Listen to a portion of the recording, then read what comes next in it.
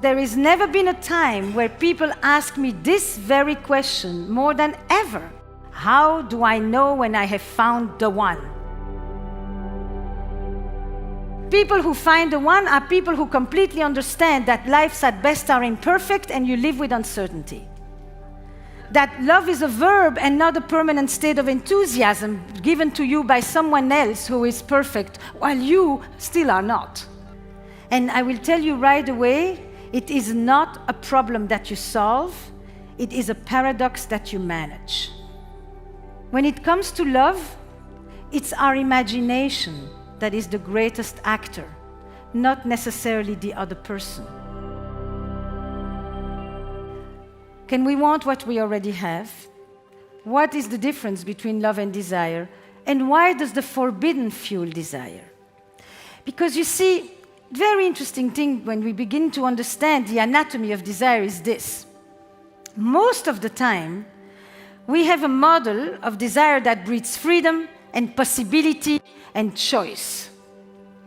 But at the same time, when I do what I'm allowed to do, it's fantastic. But when I do what I'm not supposed to do, for many of us, that's when I really feel that I'm doing what I really want. There is something fundamental about breaking rules and transgression that makes us feel that we touch freedom with a capital F. So the forbidden fuels desire, because the forbidden, even if it's our own forbidden, little things which we haven't given ourselves the permission to feel, to do, to say, it's not big things.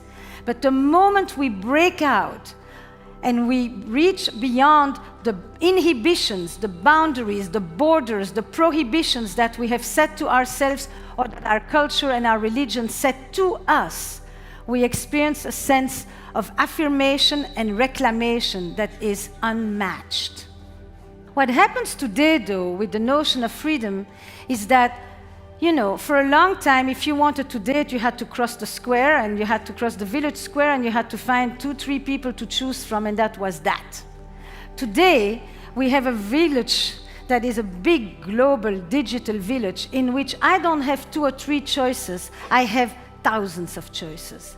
And on the one hand, it gives me opportunities that I have never had, but on the other side, it also gives me what is called the paradox of choice. 2 choice, 3 choice, great. 5, still good. 100, crippling self-doubt and massive uncertainty. So there has never been a time where people ask me this very question more than ever. I've done this for more than 3 decades. How do I know when I have found the one? But that question, of course, from Cinderella already you know that question. But that question has come up with a new twist, because what is the one today when you have that sea of possibilities? The one today is the one who's going to make me want to close my apps. The one today is the one that's going to make me no longer think that maybe there's something better around the corner that I didn't think about, that I should still go look while I'm under the table looking at you and saying, what else is out there?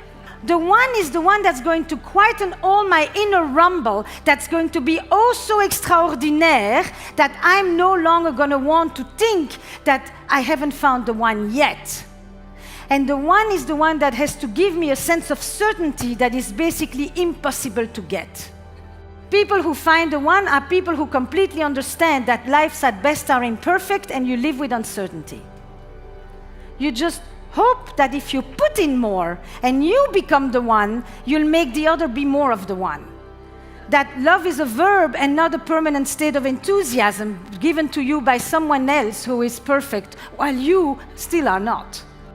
With that choice, with that need for certainty, it matches something that I think has really become one of the trademarks of modern relationships, which is this.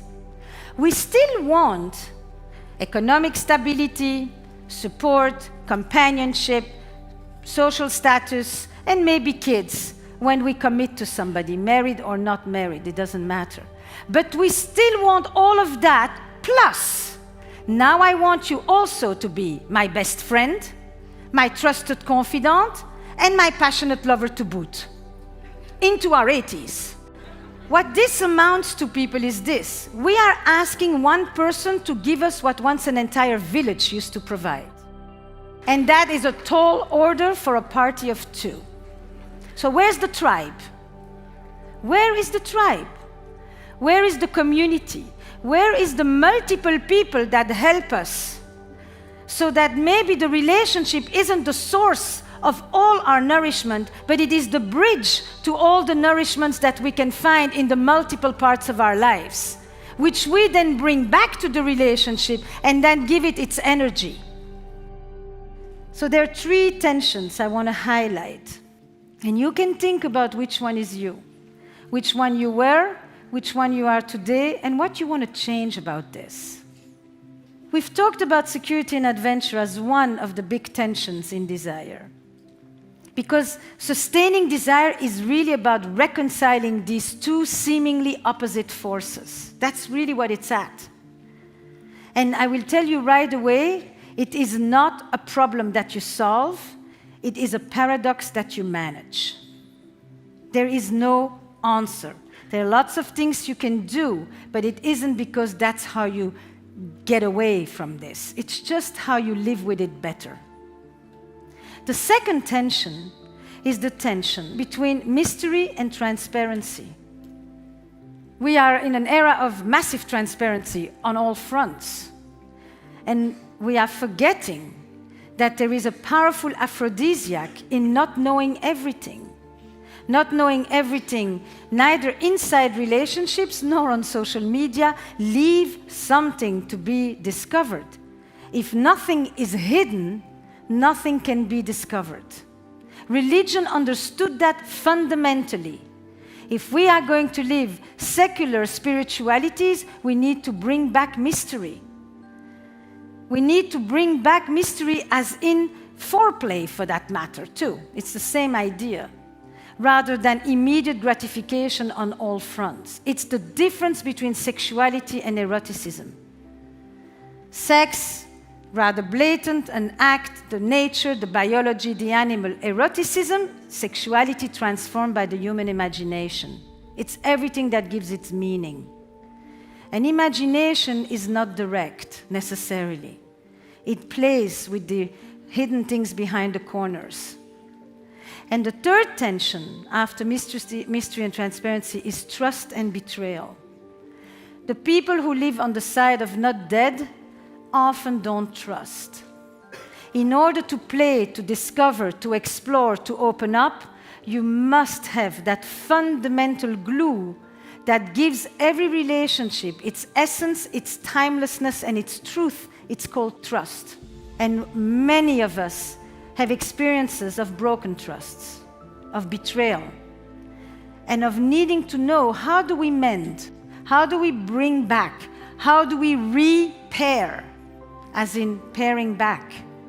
When trust is broken, it actually is about reintegrating a new truth and a new trajectory for desire, so that I can once again feel safe enough to want, which means that I can once again feel secure enough to feel free, and feel free enough to build more security.